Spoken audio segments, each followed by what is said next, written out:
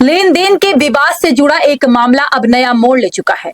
संतोष तिवारी बस संचालक के द्वारा लगाए गए आरोपों पर दर्शन सिंह अपने ऊपर लगाए गए आरोपों को सिरे से खारिज करते हुए कहा, यह उनके खिलाफ एक सुनियोजित साजिश है। दर्शन सिंह का कहना है कि संतोष कुमार तिवारी बार बार धरना प्रदर्शन कर प्रशासन को गुमराह करने की कोशिश कर रहे हैं, जबकि वास्तविक मामला चेक बाउंस और सिविल सूट से संबंधित है, जो पहले से न्यायालय में विचाराधीन है। उन्होंने बताया कि तिवारी द्वारा दिए गए सिक्योरिटी चेक बाउंस हो चुका है, जिसकी नोटिस का जवाब आज तक नहीं दिया गया। दर्शन सिंह ने गंभीर आरोप लगाते हुए कहा कि अब संतोष तिवारी ने न केवल लेन देन के मामले में गुमराह कर रहे हैं, बल्कि उनकी संपत्ति हड़पने की भी कोशिश कर रहे हैं। उन्होंने कहा कि ये तो वही बात हो गई, उल्टा चोर कोतवाल को डांटे। खुद गलती करने के बाद अब झूठे आरोप लगाकर मुझे बदनाम करने की कोशिश की जा रही है। परिहार ने आगे बताया कि 22 अक्टूबर 2025 की रात लगभग 1 बजे संतोष तिवारी ने उन्हें फोन पर जान से मारने की धमकी दी। दर्शन के अनुसार यह सब उन्हें मानसिक रूप से प्रताड़ित करने और दबाव बनाने की रणनीति का हिस्सा है। अंत में दर्शन सिंह परिहार ने प्रशासन और पुलिस से पूरे मामले की निष्पक्ष जांच की मांग की है। उन्होंने कहा कि सच्चाई सामने आने के बाद असली चेहरा सबके सामने उजागर हो जाएगा। मेरी बसें हैं जो कि 2022 से हमने दर्शन सिंह को चलवाने के दिए थे, तो उस दौरान से सब चल रहा था। एक चौराहा पे मर्डर हुआ था, पत्थर लगा था शीशा में, उस पर एक डॉक्टर की मृत्यु हो गई थी। उसके बाद मैंने उनसे गाड़ी हटाने के लिए बोल दिया और हिसाब करने के लिए बोल दिया। तब से गाड़ी वो ले गए हैं मेरी 10 गाड़ी, उनमें से 7 गाड़ी तो मैं अभी हैं और 3 गाड़ी को बेच लिए, और न गाड़ी दे रहे हैं, न पैसा दे रहे हैं, और न गाड़ी कहीं मिल रही है, और न गाड़ी का पता है। बैंक का करीब 1,85,00,000 रुपए का मुझे नोटिस आ गई है। अब बैंक वाले बोलते हैं हमें गाड़ी से मतलब नहीं, हम तो आपको लोन दिए हैं, आप जहाँ से पाओ तहाँ से मुझे पैसे दो। इसीलिए मैं अमरन अनशन में बैठा हूँ। तो रिपोर्ट लिखा है, क्या कार्रवाई? रिपोर्ट लिखी हुई है, रिपोर्ट पे जांच कर रहे हैं, लेकिन वो क्या, उनके पिताजी आते हैं और बोलते हैं गाड़ी मेरे पास है पर नहीं दूंगा। कौन है ये, क्या नाम है उनका? नागेश सिंह परिहार। ये क्या है, काहे की बस चलाते हैं, कौन सा नाम? जय भवानी ट्रेवल्स के नाम से चलती है ना। दर्शन सिंह परिहार, पिता नागेश सिंह परिहार, है ना। आपकी बसें उनके द्वारा लगी थी? हाँ, उनके ट्रेवल्स में लगी थी।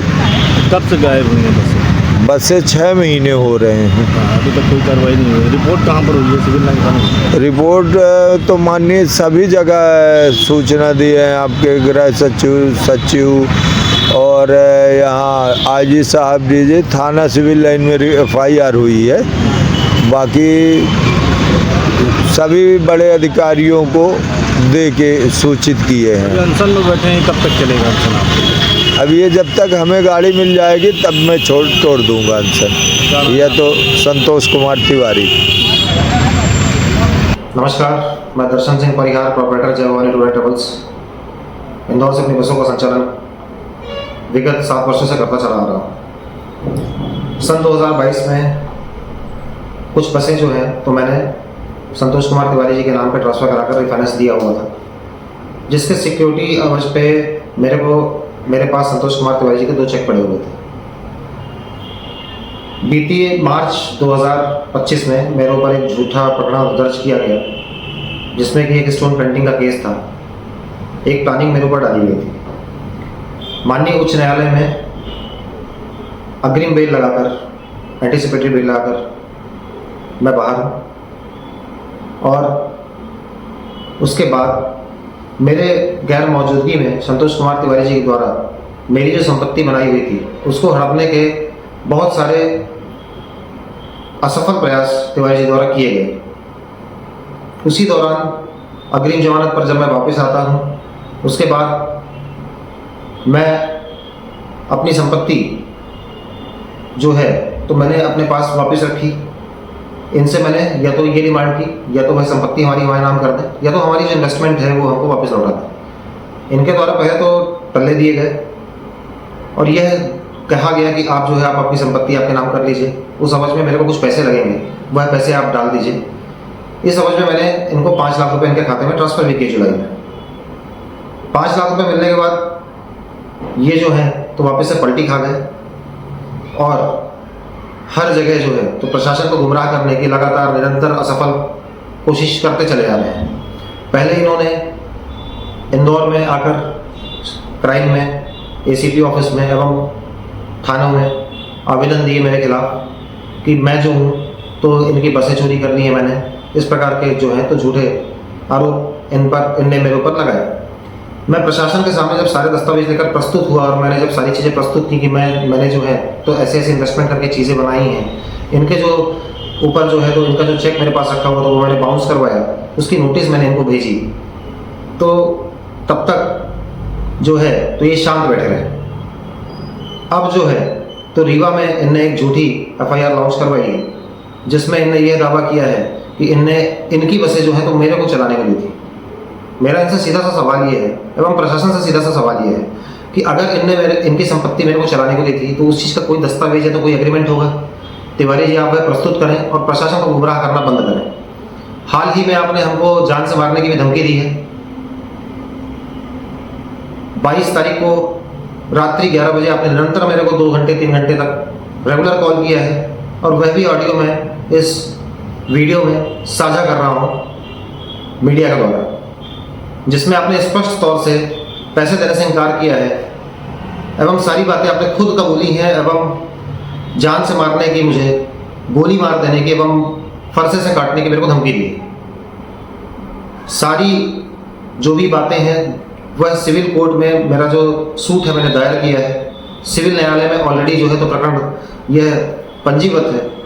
उसके बावजूद राजकुमार तिवारी जी द्वारा बिना किसी जांच पड़ताल के, बिना मेरे से जानकारी लेना ही फोन बात किए एक प्रथम सूचना रिपोर्ट जो है वह दायर की गई है, जो कि बिल्कुल तरीके से निराधार एवं खोखली है। मैं प्रशासन से यह मांग करना चाहूँगा कि जो भी एफआईआर मेरे नाम पे गलत हुई हैं उसको आप जो है तो मैं भी जांच के लिए एसपी ऑफिस में माननीय एसपी साहब जी को प्रस्तुत किया है, जो कि जांच करते हुए निरस्त करवाना है और जो है तो झूठी एफआईआर जो हुई है उसके दस्तावेज जो हैं तो तिवारी जी से प्रस्तुत करने की मांग करता हूँ एवं प्रशासन से उचित कार्रवाई करने की मांग करता हूँ। यह लेन देन का मैटर है जो कि कोर्ट में ऑलरेडी प्रस्तुत है, तो ये जो प्रशासन को तिवारी जी द्वारा गुमराह किया जा रहा है इसके ऊपर कड़ी से कड़ी कार्रवाई की आशा करता हूँ। धन्यवाद।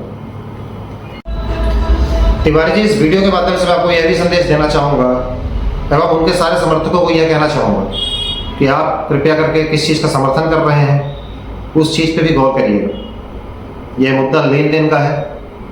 2 करोड़ 85 लाख 2 करोड़ 86 लाख रुपए की मेरी जो लागत है वह रिकवर कौन करवाएगा, इस चीज़ की जवाबदारी कौन लेता है।